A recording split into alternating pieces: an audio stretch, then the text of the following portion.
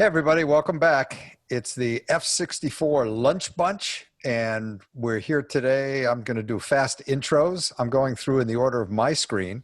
Steve Brazill, wave. Somebody named McNally, wave. I think there he is. Joe McNally's with us today. Don Komarechka, and Larry Becker.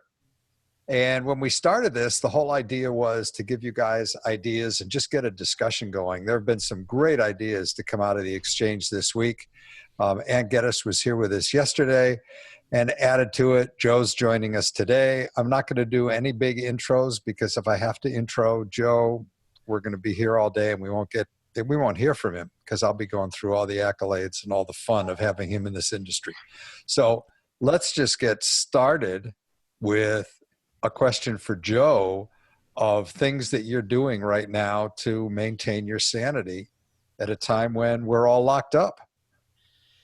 Yeah, I can definitely chime in on that. I mean, here's the thing, the first part of this year was very busy. I did a count.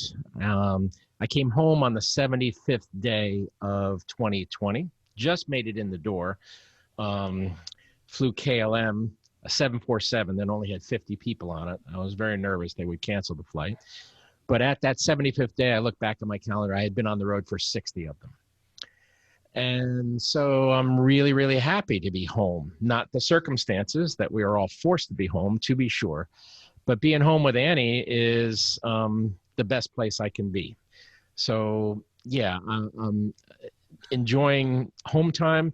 Annie and I are husband, wife, partners, friends, collaborators. So we conjure ideas. We're doing a lot of sort of strategizing. Maybe that's too fancy a word. We're bouncing stuff off the walls. This is a great time to throw something at the wall and see if it sticks. Everybody's had ideas, I'm sure, that, they put on the back burner. You just didn't have the time. It was a neat concept that you didn't really fully flesh out in your mind because you were just so busy with so many other things. Well, I think that we're going to be in a bit of a creative renaissance in the next little while because everybody is going back to those ideas. And I'm hoping that I get inspired by a lot of what I see as well. Yeah, it's a good time for reflection. It's a good time to clean the studio. It's a good time to clean the hard drives, and all that sort of maintenance stuff that, as you say, you put off on a continuous basis. And, again, the reasons for us being cooped up are not good. It's a tough time for everybody, so I'm not celebrating this on any level, but making use of the time is a positive thing. So that everybody knows, we're getting some what they call Zoom bombing, which is the first day that it's happened, but we've got some people coming in under bizarre names, and I'm managing and removing them as they come in, just so that you know. I have been impressed by your quick clicking, so thank you for taking care of those crazy comments. I used to fall for that stuff. I did Periscope way back, and I used to fall for so many of those things, and then I just got to the point where I was like, give your mother back her phone. Yeah, exactly. If I have to, I'll try and manage it some different ways. But I just wanted to let everybody know ahead of time I'm removing them as fast as I can. Sorry for the interruption. No, that's okay. Hey, we'll just ask: can Skip take ideas that we all share and put them in a blog post, something ongoing? I've been putting them in every day. If you go to Skip Cohen University and just in the search box put in F64. On the homepage, it'll bring up all 5 episodes. Well, it's 4 to date, plus today. And in each one of them where we've had links that everybody wanted me to share, I've been putting them in there. And there'll be a bunch today as well. Hey, Skip, while we're talking about it real briefly, would you just tell people why F64 Lunch Bunch? Because I don't know that we've ever explained that. I will. So around the 1930s sometime, there were 7 photographers. I know Ansel was one of them.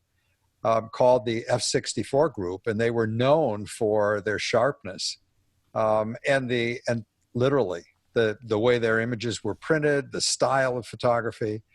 So the fun of it all when we started thinking about this was, well, they were known for sharpness and imaging and what they were sharing and a style to help to help in the way they framed their images.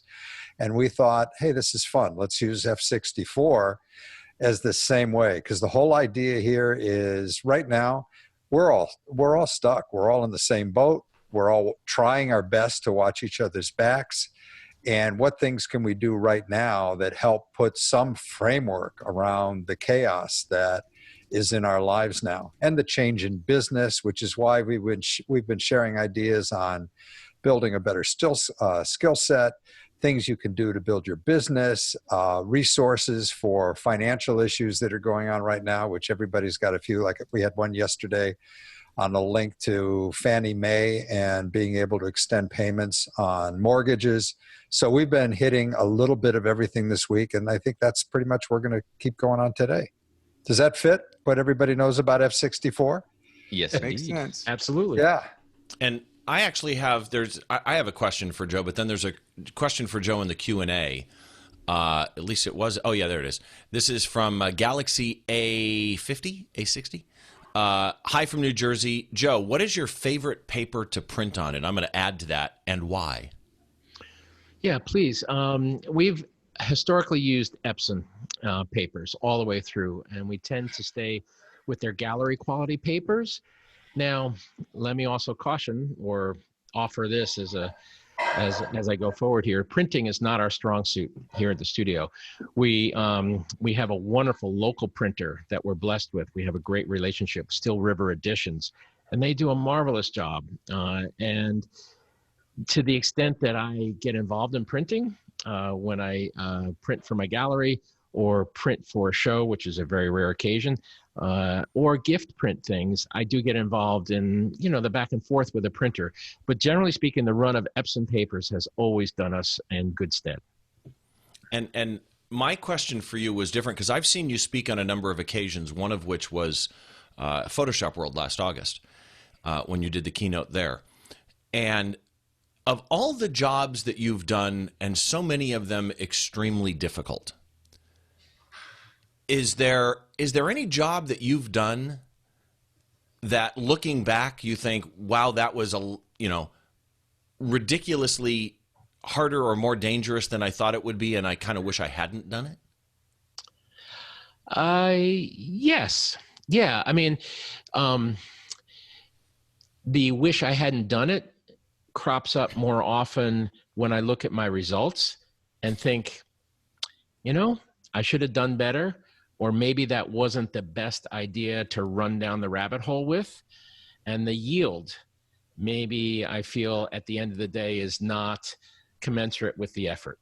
And that's happened, to me at any number of times.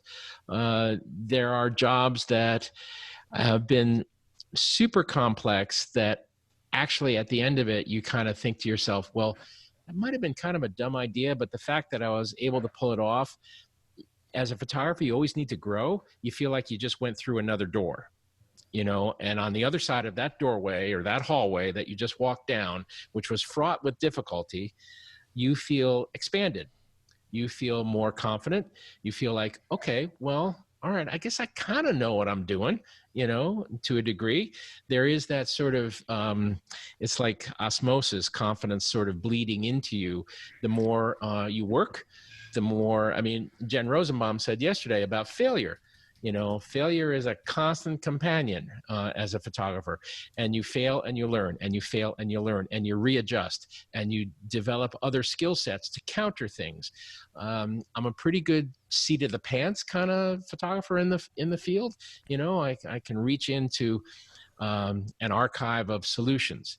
The other thing that I'll just drop very quickly, because I'll move fast here, is I bless my beginnings as a newspaper wire service photographer, because as growing up as that, you do 4 or 5 jobs a day. You're responding to some jerk on the photo assignment desk who's like, get me a weather rope and get back to the office. That kind of thing. Sorry, was that too loud? And you're just knocking stuff out, and it really puts you back on your own pins to succeed. Yeah, Bergman has said that same similar thing to me, that he's happy that he started out in news. Yeah, it teaches you improvisation real quick. One of the things that I've never really gone down the rabbit hole with Joe about. I've seen so many fascinating projects, whether it's the Hollywood sign from a helicopter to another helicopter with somebody that's a trapeze artist, or the light bulb at the top of the Empire State Building, or any number of incredible images. My curiosity is, how the heck do you come up with these phenomenally amazing projects? What inspires your creativity to plan that photo journey? Good question. You know, and I mean, I'll allow myself, you know, the notion that I have a pretty good imagination. And I kind of go back to this. I've mentioned it a couple of times over the course of speaking about photography. You are who you kind of, trying to find the right way to say this. I mean, you are who you are going to become, and the roots of that start at a very early age. You know, I didn't know I was becoming a photographer back when I was small, but my dad's book on the picture history of World War II, I pulled that out. I can't tell you how many dozens, hundreds of times when I was 8 years old, 7 years old, whatever. And I couldn't believe those pictures. They were all combat pictures from World War II. I did not become a combat photographer, but I remember the visual history that was presented there, thinking that was amazing. And there were people actually taking pictures in situations like this. And as I recall now, I don't just remember the photographs, I remember the layouts.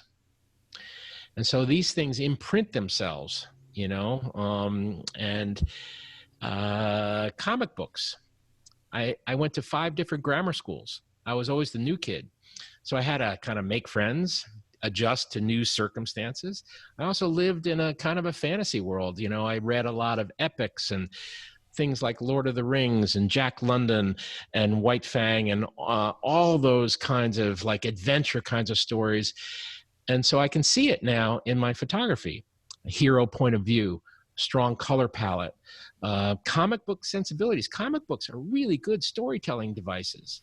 You know, you move your way through your average, you know, like Conan episode. It's pretty cool, you know? So yeah, I mean, all those things kind of express themselves, I think, when you take a camera in your hands. Very interesting. Thank you. Sure. Don, you want to hit some of the questions? Yeah, I mean, a couple of things here. Will Thomas says, we don't fail, we find 1,000 ways or 10,000 ways not to do it. That's originally a quote from Edison, and I believe it was 50,000 ways when he was trying to invent a new battery technology, and was very happy with his ability to experiment, even if it didn't end up being anything successful, because you never know which one of those 50,000 things is going to be that level of success. I've got some experiments going on in my studio right now where I've mixed together some solutions of different amino acids that are evaporating into crystals on microscope slides that I will then cross-polarize to create abstract artwork. I have been failing the entire Only week Don at could this. have put that sentence together. I'm just going to throw that out there. Don, I did that yesterday. Well, you're ahead of me, Joe. But that's what Sheila's doing right now. But the point is that every one of these experiments that I have done so far this week, and there's been about 50 of them, they have all failed. Some have been marginal successes that I am building on and modifying to try and find my way through that. But now this is, okay, I'm in day 11 of self-isolation here. I'm going a little crazy, and it's starting to show. But you can have your fun with this type of stuff. You know, somebody else had mentioned that they can't find ICC profiles for Canon printers for Epson paper. They're out there. Maybe we can find a link, and I'll send that off to Skip to put into the show notes. But I also want to reiterate that store-bought paper and printers, they are not always the same. It's like calibrating a monitor. It's always best if you do it yourself. And you can get an inexpensive calibrator. I used the Color Monkey Photo for a long time. I don't know if that's still available, but it's a very useful tool to be able to make sure that exactly that run of paper that you have and exactly that printer, because inks age over time if they've been sitting around for a while as well. If you're really critical about color, and most people should be if they're doing their own printing, make your own ICC profiles. It's not that difficult. The software is super simple, and it takes maybe 5 to 10 minutes overall, and then you're good with that setup. And let me hit this one. By the way, Don Davis is in there, of Bob and Don Davis, and I met them at WPPI. And Don, hello. I hope you guys are doing fantastic. Will had a question for Joe. can you suggest, and actually different people have been saying this throughout the week, and I'm really kind of curious what your answer on this one's going to be. Can you suggest an exercise or project, excuse me, that we could all do while at home, something that might be fun for the kids? For example, I'm doing a Facebook group to teach photography to kids. Ideas from all, of course, are welcome. But Joe, what would you suggest? Yeah, I mean, identify some weak points. We all have them as photographers. I can't really charge out into the field and do a job now. One of my learning curves always for me is software. So during this time when I'm at home, I'm determined to learn how to use Capture One in a much more proficient way than I can currently. I'm going to try to log on, do some research, spool it up, play with it, and get used to Capture One technology. It's a valuable tool. It will stand me in good stead when we get back out in the field. So for me, knowledge of software and that kind of post-production is a admittedly weak point. So I'm going to concentrate on that. So those are things I think you identify, like you have points on the compass. Okay, what would be fun?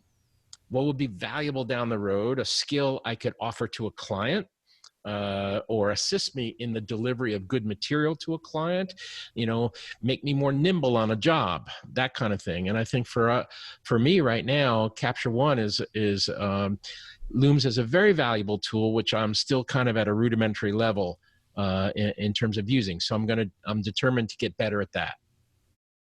On taking that other part of Will's question on things for kids, going back to oh my God, at least 2 or 3 previous lives ago at Polaroid, we published a book called Learn to See. And it was actually a teaching guide. The book was free when a school bought at that time, a case of peel apart film. But in the book, they went through a whole series of things. And depending on the age of kids, for example, earlier this week, somebody suggested take some of your files and take those images and throw them into Photoshop and turn them into line art that you could then send your clients who have young kids, and the kids now it becomes a customized coloring book. Another one is doing a scavenger hunt with kids, and all they need is a phone here. We don't need to put a major DSLR in their hands unless they're older and you really want to get into it. But setting up a scavenger hunt with things that they're going to have to go look for, colors depending on the age of the kids. Here's a phone, take pictures of everything that is red and then blue, and then be able to build it. Teaching them how to be storytellers is another one. They learn a little bit in school. Now, again, this is now I'm into 3rd and 4th grade and they're starting to learn how to write. But especially those of you that are wedding photographers out there, you know how you tell the story of a wedding. And stress the detail shots, stress images with meaning. Teach them how to be better photojournalists in terms of waiting for the shot and not chimping and really looking to see that they got the image that they might want. So there's a bunch of things. In fact, we're going to share a link later. I finally did the post I promised everybody on blog tips and subjects you can use. But if you're home with your kids, just think about the fact that they're just as bored right now. In fact, they're probably more bored and stir crazy. And putting a camera in their hands gives them another way to interpret everything around them. And actually, I forget where I originally heard this, but it was an interesting exercise, and that was take a camera, which can be a phone, and just go to like a school parking lot, which right now would be empty anyway, and do an exercise where spend some time there and try and come away with at least one really good photo in a school parking lot. And you can do something like that in your backyard. Hand your phone to a kid and say, go see if you can make a photo that you think is really good looking. And just let them go play. Yeah. And we got an idea yesterday from Ann Geddes that kind of morphed into this of take a picture of something that defines joy. And it could be an old photograph. It could be something in your home. It could be something that you're doing with your family now. But this is a time when we're all looking for every drop of joy we can find. In fact, Don just sent me a link of science experiments for kids delivered to your door which is kind of an interesting one. And that's this one right here. So I've subscribed to this, and I get a kit every month. And I've been kind of stockpiling them because my daughter's too young, but I will enjoy photographing the results anyhow, and I just haven't gone into any of them yet.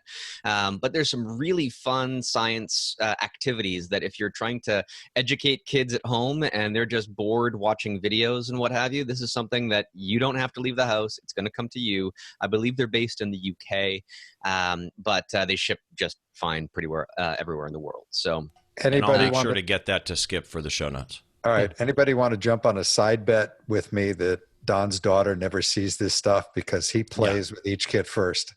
Yeah. and I have this picture of the propeller hat as he does. Yes, that's right. There's an interesting question. Just shout out one guy? The printing question came from a bud of mine, and Mark Cranack, the K-Man in New Jersey. Very avid photographer, very excellent photographer. Been sticking with it for many years, and he runs a site called Jersey Style Photography. So yeah, K-Man, I follow him actually on Twitter too. He's super. Follow his Twitter account too, Jersey Style Photography. Yep. And there's a question for Joe actually at the top here of the list that's been voted up. By the way, folks, you can in the Q&A. There's a thumbs up, and depending on how many people thumbs up a question, it goes all the way to the top. And this could be a deep one, but from a helicopter view, let's say, Joe, go through the steps you and your team take when doing a project or a shoot. Like I've always been curious on some of your larger jobs if you storyboard. Yes, there is that. It starts with the idea.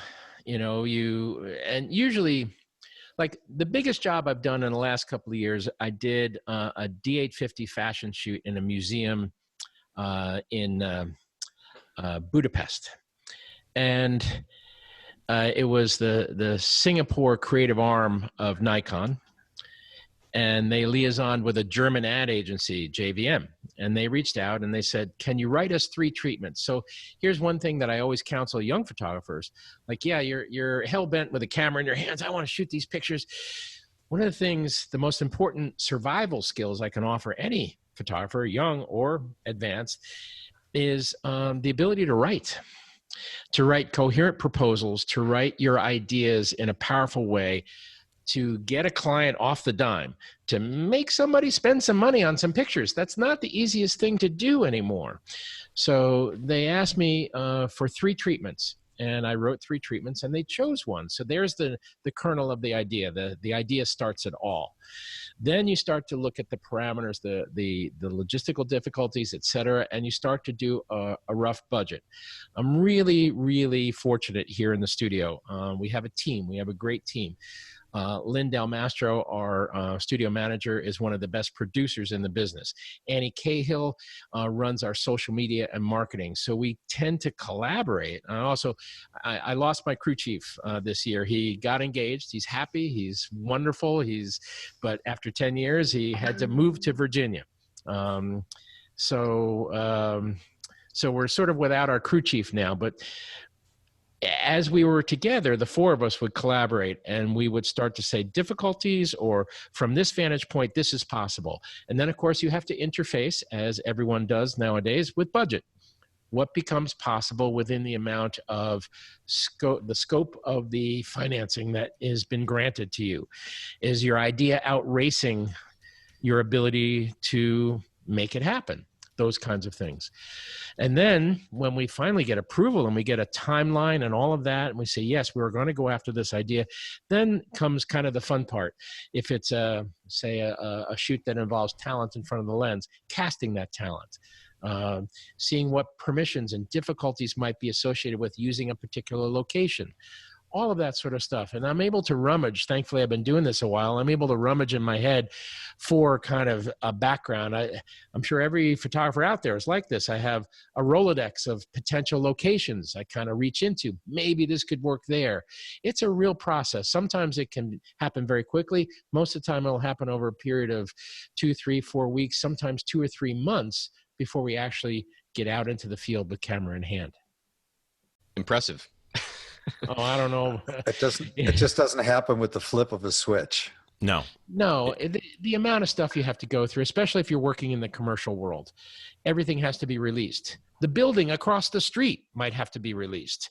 The talent, we did a street scene in Lynn's hometown of Tarrytown, New York. We had to divert the school bus traffic routes because we were going to commandeer a street.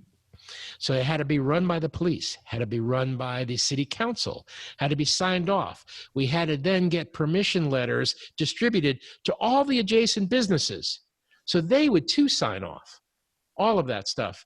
And so there are things you think about. It's not just like, hey, let's go take a walk on the rocks and I'll shoot a nice picture. Though there is that too. That's a wonderful place to live. I do that, whenever I can. Keep it simple, stupid. That's my mantra. The old KISS photography, theory or mode of behavior. But sometimes when you kind of really want to run it down the road and get a little complex, it's surprising how many layers of difficulty you have to drill through. You said something that was interesting to me. You said that you have to release every building. And I actually have been talking to a photographer that's going to be on my podcast, and it's a rooftop shoot in New York, a fashion shoot. And there's a million buildings out behind this model that's standing on the roof. How you couldn't, is there some rule of thumb that if you can see more than an inch of the building, you have to release it?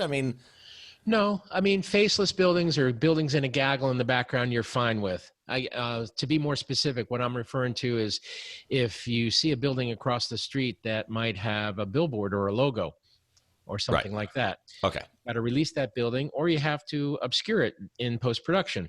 If there's a cautionary notes that you have to observe if some buildings are copyrighted now. New York Stock Exchange, the Cleveland's Rock and Roll Hall of Fame, etc. Hollywood Bowl. Yep. The lighting system on the Eiffel Tower at night, during the daytime, it's fine. It's not copyright encumbered.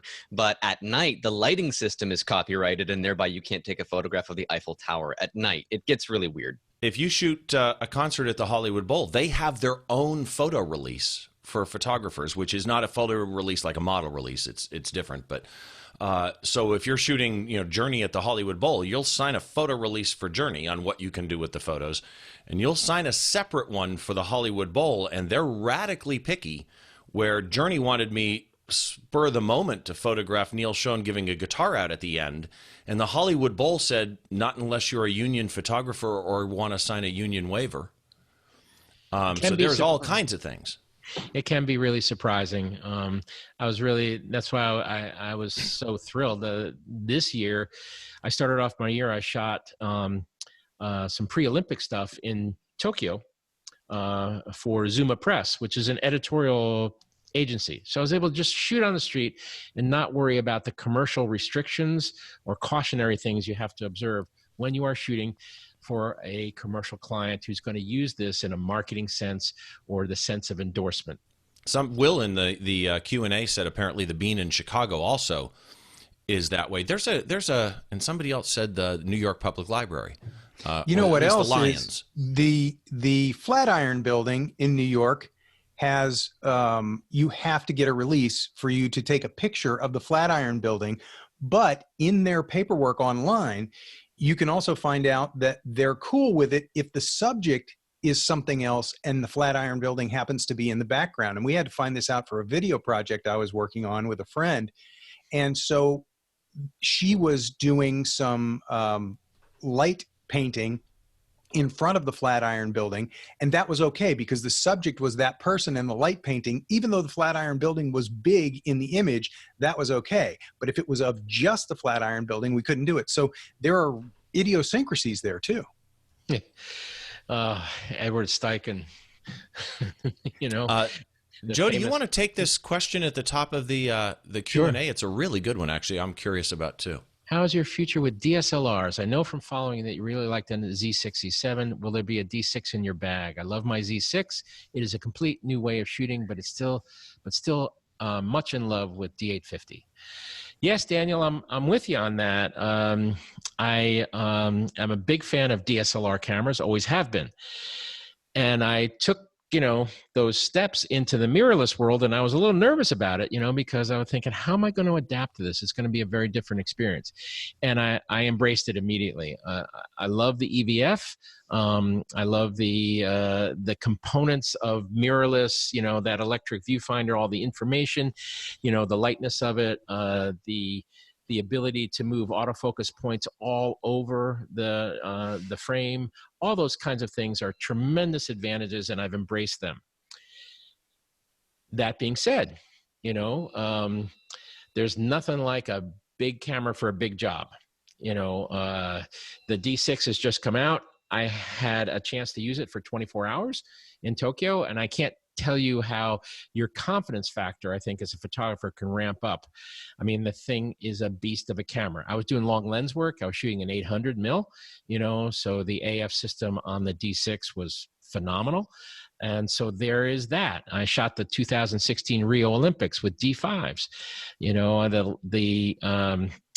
the closing ceremonies at Rio were conducted in a vicious downpour. I was out in the rain for like 3 or 4 hours. And after a while, you can't even protect your cameras. They're just soaked. And those D5s just kept working. So there's a robust durability factor that I've always loved about DSLRs. That being said, I look in my camera locker right now, and most of the cameras in there are mirrorless. So that might be a harbinger of the future. I don't know. I always retain flexibility in this regard. You use the tool that is appropriate for the job. I shot Hillary Clinton last year and Chelsea for the book jacket picture of a book they came out with last year, and I shot it on D5. Why? D5 is a tremendously confident camera, Nothing against any other camera. It's just you choose the tool that you feel is really going to produce the best end result for your client. For a long time, I used the Canon 1DX Mark II as a macro photography camera. It's got the most robust autofocus system, at least of its generation, and I didn't use autofocus at all with it. I just liked the quality of the pixels that camera had to offer, and especially when you're dealing with other technical things like diffraction, et cetera. I'm not going to get into that, but it gave high quality results. And I didn't need more than 20 megapixels for a lot of that work. I just wanted the best that I could get for whatever that task was. And yeah, I wasn't hiking up mountains with that gear. Of course, it was in my own backyard. But whatever tool you have, and I think this is the real point that I got from you, Joe. Whatever tool you have, or whatever tools you have at your disposal, I mean, rent a camera if you need one for a job, because it's going to be the best tool for that, and just roll that into the cost. But at the end of the day, as a photographer, you have to know those tools like the back of your hand. You have to be confident with them, and there cannot be a barrier between you and your project that is a piece of camera equipment that is just not doing the job for you. Yep, I agree. This is all about confidence. When you approach a job, when you're working with a client, when you're working with a subject, no matter what, confidence projected is the key to many a job. Projected. That's an interesting phrase. Meaning not necessarily inside, but projected. You might be terrified inside. Yeah, okay. On the outside, we got this. I'm used to Skip, and Skip's just always cool. Yeah. Oh no. Lately it's you don't know how many Pepto-Bismols I might have popped to get that coolness. Yeah. This is an interesting one. As long as it's just Pepto-Bismol, Skip, That's true too. A Pepto chaser for his whiskey. This one's from Brian. Hey, Joe, have loved your work for years and can usually spot one of your images from a mile away. You have scaled some pretty tall buildings to get some incredible shots, and there's a two-part question here. What's the tallest building structure you've scaled? And how many G's have you pulled in a jet? I never thought I would even utter those words, but how many G's have you pulled in a jet? Oh, Lord. I have climbed the Burj Khalifa Tower to the very top where the airplane warning lights are, and that is the tallest building at this point in time, I think, on the planet. I've also gone over the side of the Burj Khalifa with the window washers, which was a very fun day. I got trained in certain emergency procedures, and then I went over and bounced my way down about 2,000 feet or so of glass with the window washing crew to photograph. In terms of G's, I've pulled up to 9.2, and I blacked out. At that point, I can always tell I'm about to lose it. In the back of a tactical aircraft, I lose the color spectrum. Everybody's response to this is personal, but I tend to lose the color spectrum, and then I start to vignette. And then I wake up a few seconds later, and I'm just thankful that the pilot is still flying the plane. And I'm thinking like, wow, this guy, this pilot's something, because I just completely lost it. And they're still flying and we're still up there. So that's not a normal occurrence, I have to emphasize. I've flown a couple times with the Blue Angels and Air Force Thunderbirds, et cetera. And I have gotten, complete disclosure here, I've gotten sick in the back of a tactical aircraft, to be sure. I've also done relatively well. It depends how, kind of your body is responding on that particular day. But my hat's off to the folks in the flying machines. That's a tough job, a tough physical job, and it's amazing what they do. That's impressive. I said that earlier, but I have never been in a tactical aircraft. I've barely been in an ultralight aside from any commercial planes. So it's a totally different adventure. But hey, Steve, I wanted to remind you that we've got some links before we get too far into this. Maybe we could take a break now and share them. Yeah, Skip, you want to do? You want to go through yours first, and what I'll do is we'll start with Scott's, the one that Scott Bourne sent you. Yep. Scott couldn't be with us today, but he put together this article, which is all about how to make your images more discoverable. Now, the link for this will be in my post that'll go up either later tonight. More than likely, it'll be tomorrow morning. But the whole idea is to take advantage of this downtime and do some things you wouldn't normally be able to do. So that was from Scott. And by the way, Picture Methods podcast, if you have not checked out Scott's podcast, Picture Methods is a great podcast. Good stuff. All right, here's one to go look at. I don't know who this guy is, but there is so much content that Joe has built up in his archives. And we talked earlier in the week about you're looking for ways to raise the bar on your skill set. You're also looking to be entertained. You're looking for things that are interesting. Go to Joe's YouTube channel, which again will be in the notes. He has built up so many great videos that are in there. There is just a ton of great information, tips from Joe, suggestions on lighting, all kinds of little nuggets of wisdom that are there on his YouTube channel. I don't know who this guy is either. Actually, this is... I wouldn't have put this in, but Skip told me he wanted to. No, I asked you to because there's a lot of good things. What Steve has done in Behind the Shot, instead of interviewing the artist and just doing a conversation that way, he's really interviewing one of their images and talking about why they photographed it in a particular way. What were they thinking at the time? He just had Deb Sandage on a short time ago from, she's a Nikon ambassador. Dennis Reggie was on talking about that world famous JFK. And the current episode released yesterday is Roberto Valenzuela. Great recording. And notice right here, my top 2 episodes are my buddy Don Komarechka by far. You want to learn macro photography, Don? Great job. And there's another thing to do during this downtime. I cannot begin to tell you how many horrible ring shots I've seen from wedding photographers.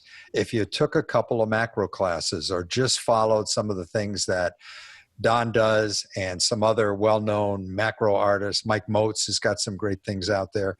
Take a look at macros. And then when this crazy thing we're in now is yesterday, you've got the ability to get better ring shots and detail shots.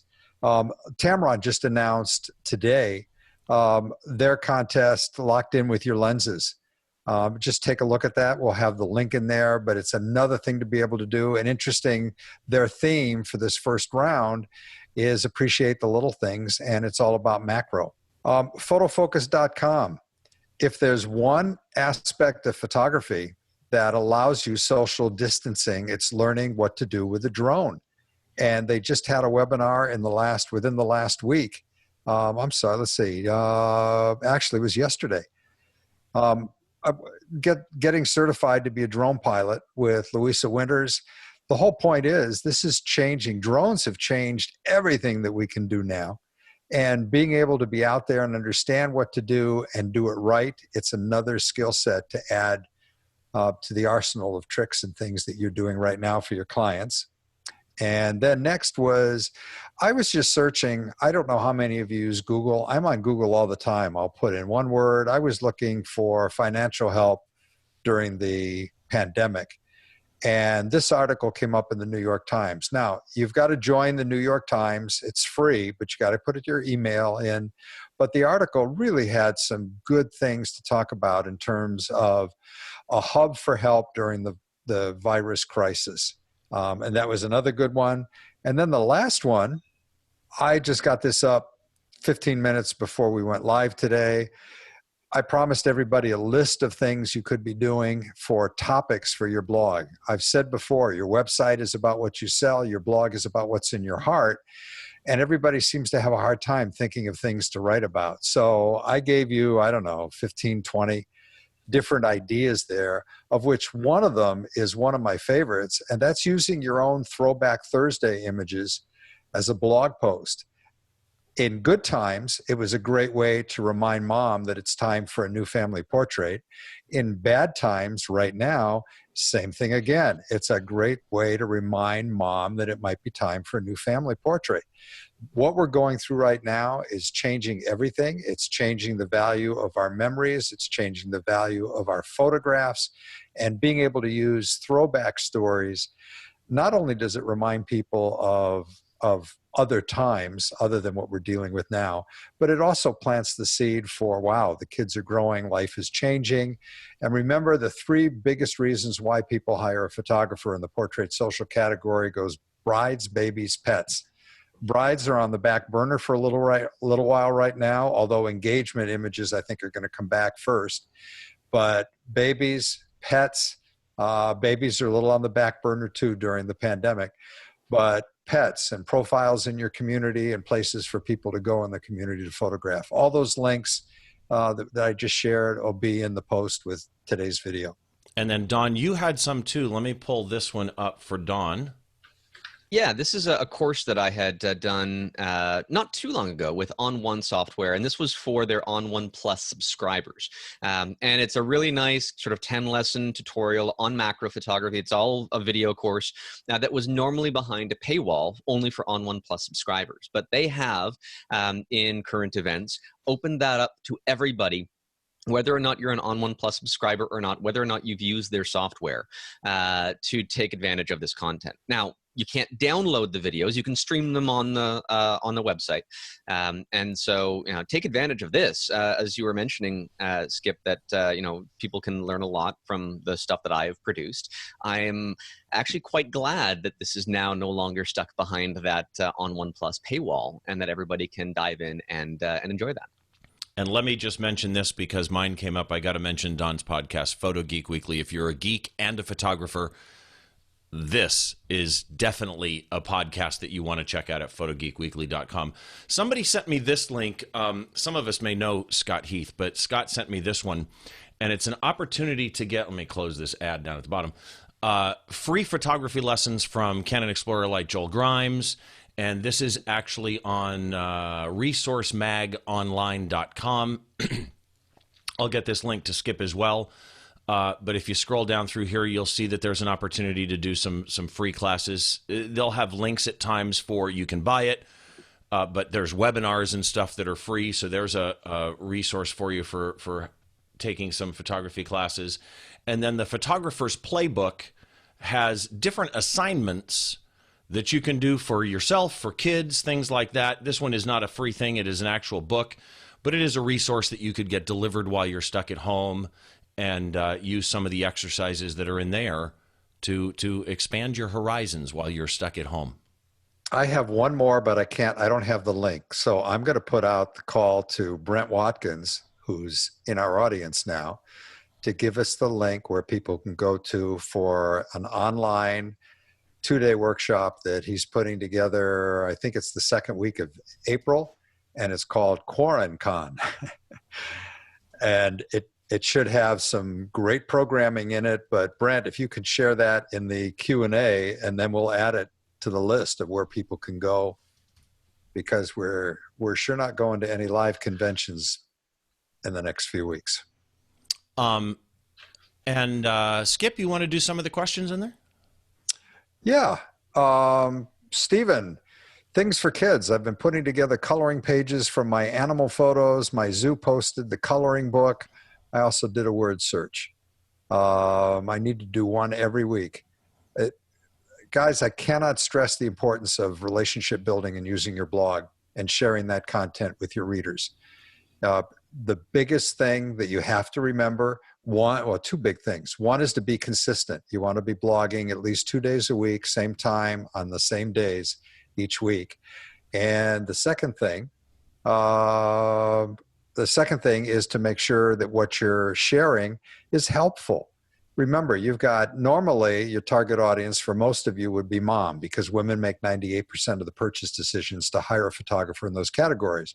But right now, these days, mom and dad are both home. And being able to be helpful with ideas, we've mentioned things for kids already, that all plays back into being able to build the relationship and maintain your relationship with your audience and your clients. Let's see. Will asked, I'll throw this out to the group. Any photogs out there that any of you have recently discovered that we should look up? That's a good one. Yeah. That's a really good one. One immediately pops to my head, so I'll start. And I'm going to go in my genre, which is live music photography. One of my favorite photographers on the planet, because everything that she photographs does exactly what I want a photo to do to my mind. Right? There's a thing when I look at a photo that if it interacts with my brain in a certain way, that's magic to me. And it's Kristi Goodwin. She's a tour photographer. She's toured with Taylor Swift and Joe Bonamassa and Katy Perry, but she's the house photographer for the Royal Albert Hall in London. And for example, she has a whole book of Ed Sheeran photos that was put together with Ed Sheeran's dad, of all of her Ed Sheeran's photos. She was actually on one of my shows about the book, discussing the first time she ever shot Ed Sheeran upstairs in a pub in England and the power went out before Ed took the stage. And the story of what happened after that is amazing. But her photos, Kristi Goodwin, look her up, follow her on Instagram. She is everything I want in a live music photographer. Wow. That's excellent. Oh, is this ball bounce to me, or are we having a gap here? There we go. Well, the thing that I really revel in photographically is how many good young photographers are out there. You know, you had one on yesterday, Jen Rosenbaum, just wonderfully personal. You know, I kind of grew up, admittedly, a little bit, in an older school where I was telling the story of other people. That's what I was trained to do. I was trained to become a newspaper photographer. Somebody like Jen is telling her own story, and by extension, other people's stories, just by the emotional reaction that she gets coming back to her from her very personal photography. I think that's wonderful, absolutely wonderful. And there's a lot of good young shooters. You just mentioned a rock shooter. Todd Young is a wonderful rock shooter. Yep. Nikon ambassador. Yep, doing great work. And then I also have, tried and true folks that, I would point people to in the very difficult world of political coverage. Doug Mills is peerless. He shoots for the New York Times. He's been around. He's very, very much a veteran photographer, but he's an amazing shooter, as is Mark Peterson. If anyone is infusing the use of light with a message-bearing kind of attitude and covering the scene in our nation right now, Mark Peterson is an amazing shooter, absolutely amazing. And then there's my buds, Tamara Lackey, Amy Vitale. Amy Vitale just won Photograph of the Decade for her persistent, ongoing, caring, deeply felt conservation photography coming, in the realm of rhinos and elephants pandas, etc. The natural world is her calling with a camera. Somebody had a great question, by the way, for Joe. And I got to find it here really quick. Hold on. There we go. Joe, if you weren't a photographer, what else could you have seen yourself doing as a career? I got to be outside. I'm not much of a sit at the desk, personality, I guess. Thankfully, I found that out. But when I was a kid, I wanted to be Jacques Cousteau. Believe it or not, I really loved the underwater books and the sense of adventure that had. And I became a diver at a very young age, and yeah, I mean, if you want to become a marine biologist or something like that, there is this thing called science and math that I wasn't overwhelmingly strong in, weren't my strong suits. I lived very comfortably in the realm of my imagination, which didn't necessarily translate into performance at school. So I did not become an oceanographer. But I do remember a shoot that you did, I don't know how long ago it was, but wasn't it a golfer at the bottom of the ocean? Yes, I did. I always had this nutty notion that, at Sports Illustrated years ago, I got approval to do a story on the PGA. And all the golfers have certain personalities in the PGA, and I wanted to cast them in those roles. And, there's the fighter, the guy who's always, really battling, there's and then one of the personas I wanted to depict for Sports Illustrated was a risk taker, the guy, the golfer who's always going for it, right? No matter what, the water hazard, and always ends up in the water. Well, the PGA didn't buy in. Sports Illustrated bought in, but none of the golfers' agents would buy into the idea. So we had to abandon that. But again, my brain is a little bit of a beaver dam. Water goes through it, but things get stuck. And so I kept that idea for many years. And then Scott Kelby, God bless him, at Kelby Media gave me a green light to have an adventure, and they recorded it for a lesson. And I had a bit of a relationship with Weeki Wachee Mermaid Springs. I had shot there before. I had gone diving in that spring with the mermaids before. And I thought, well, what if I put a golfer down there and the mermaids are directing him how to hit his ball out of the reef? And so the mermaids were totally fine. We got a specialist, who does competitive deep diving on a single breath of air. And we kitted him out as a golfer, put weights in his shoes, and sunk him on the reef. And we shot that. Wow. Okay, there you go. So, Skip, I'm going to jump into some of these questions because there's just some killer questions in here. And by the way, Brent answered your question on QuaranCon. It's April 8 and 9. It's actually a Facebook live conference, and it's at mentor.photo. But you do have to join the Facebook group to be part of it. So Brent Watkins is in there with that. QuaranCon at mentor.photo. But a couple of quick questions here towards Joe. By the way, Brent also mentioned baby photos are going to be big in December. Michael asked, Joe, do you pitch projects to a client, or are they always starting the process by coming to you with a project and an idea? Where's the idea start? It can work both ways. People will ask for an idea or a pitch, and I'll react. Other times, I'm very proactive. I think photographers, we live in a different world now. The phone doesn't ring off the hook, the way it used to when there were many magazines when I was growing up. There were weeks I would do a job for Time, a job for Newsweek, a job for Fortune, or, those days are over. So photographers have to be really proactive, I think, about creating their own future, which means, again, going back to the writing thing, writing proposals, getting people interested, suggesting things, reacting to current events, or filtering that news of the day into something like, this could be valuable down the road for this particular type of client. So I do write a lot of my own proposals. In the aftermath of 9/11, I got involved, heavily involved in a project that stemmed from an experience I had with this very unique camera. And I remember just one night I thought, that's the camera. And I wrote that up and submitted it. If I hadn't been proactive about writing up that idea, that project wouldn't have happened.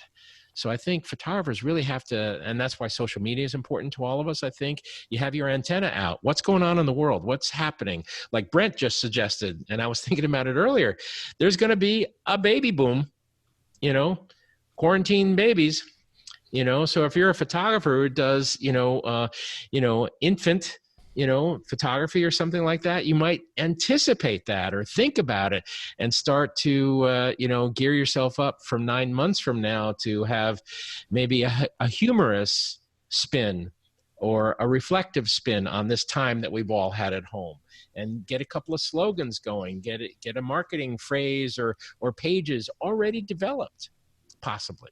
Just a thought. Quarantinagers. That will be a phrase in around 13 years.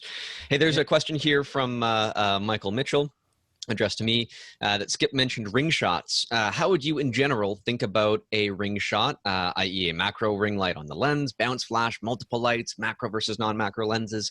So this is really simple, at least to start experimenting. Number one, you want something elegant and simple. Take your phone, use that as a surface for which to photograph on, because you have a really nice, dark, reflective surface. Take your ring and put that ring on. If it comes off, this ring never comes off. Put that on the phone and shoot kind of perpendicular to the phone surface. That means the reflection will really come through to a stronger degree. And for lighting, we've all got a lot of toilet paper stocked up. So just take a couple of sheets of that toilet paper and just wrap that in like a little hut over top of that phone, and then just use a speed light on it. Start from there and then start to experiment from there. You can add in some more direct lights. But that's a really easy, you're making yourself a product photography stage out of your phone and a piece of toilet paper. You don't even need a macro lens to do this, because a lot of mirrorless cameras will now have a pixel shift high resolution mode. I know I've got that on my S1R, where I can shoot 187 megapixels. I don't need that. Maybe I only need 10% of that total realm, but that means I can take that full almost 200 megapixel image and excessively crop in on that to get macro shots that actually have an extended depth of field compared to actually getting closer, and then you don't have to worry about focus stacking. Keep it simple like that to start, and then build it from there once you have some ideas. I'd like to apologize for Don being socially unacceptable right now, because at a time it's social irresponsibility to suggest wasting even one square of toilet paper. So his views do not reflect the views of this panel. My quick addition to that is Don talked about how to light it with a strobe and toilet paper, as we've been corrected on. But the addition that I would add to it is I love little handheld lights of any kind, whether it's an LED flashlight or something like that, this Litra light that I have, because while you're looking through the viewfinder, you move this around and you see the effect of the light change instantly on that close-up image and shoot from there. That's all I got. Gary, let's see. Hold on here. First of all, Bobby Lane is in the Q&A. So Bobby, hi to Bobby. And that was related actually to the tallest building question. And Lucy, thank you for stopping in. She said thanks too. But pre-photo, thinking out loud, I'm a sort of retired mode and need to closely watch what I spend on gear. So what Nikon gear, my voice is losing me today. What Nikon gear do you find worth holding on to, and what is good to divest myself of? That's kind of an open-ended question, but from a budget point of view, Joe, Nikon gear, what do you recommend people look at? As you say, open-ended. It depends on your mission and what you're driving towards, et cetera. Certain parameters are in that question, semi-retired, et cetera, all that sort of stuff, watching budget. Okay, fine. And I say this without having had really any experience, but the new Z50 camera that Nikon came out with, a friend of mine and her husband were going to an Antarctic trip, and text or wrote me an email questioning, gear, what should we bring? We have to travel light. And I want to give Scott, her husband, a camera. And I said, well, from what I can see and the results I've heard about and the specs, the Z50 as a light and fast and very highly, budget conscious type of camera rig is I think an excellent choice.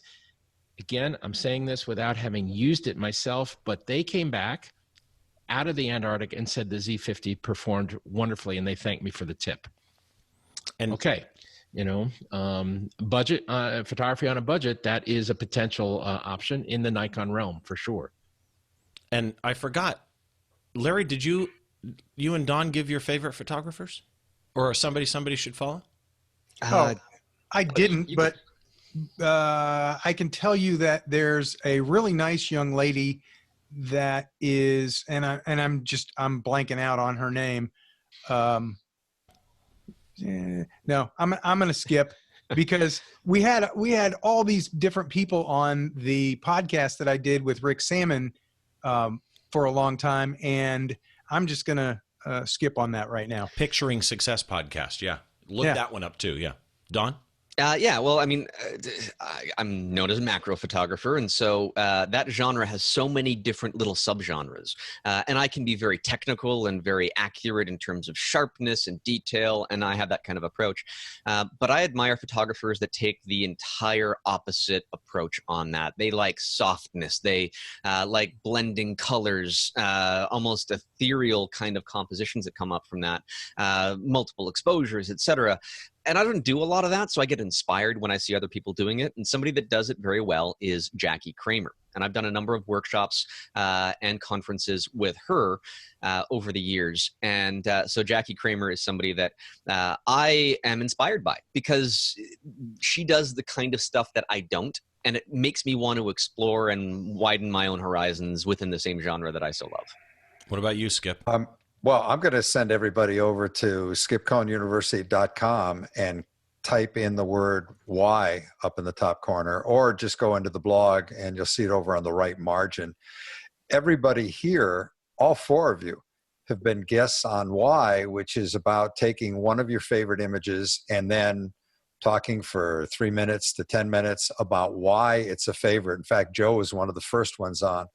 And I knew I had a good idea when he sent me an email from Brazill saying, I'm not back for another couple of weeks, but save me a spot. And then somebody's phone. Sorry, guys. No, that's all right. So take a look at Why. There are 130 different photographers there. I have a ton of favorites, and some of them are new. You'll see names in there that that you may not have heard of at all. But I hate to bring this to an end. We're out of time. We are going to be back on Wednesdays now. So starting next week at 2:00 on Wednesday, I'll have all the notes from today, all the links that'll be up again on a blog post either today or tomorrow morning.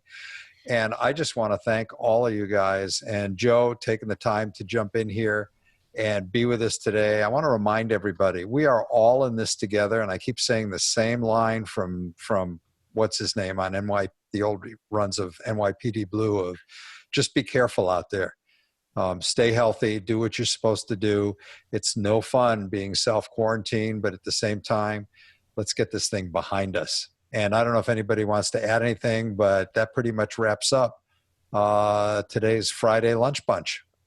Thank you. The only thing that I'll throw in there is I'm starting to do some daily things like this on my personal Facebook page. Okay. I'm also going to be doing them on my public Facebook page and on my YouTube channel, where what I'm focusing on is what I do.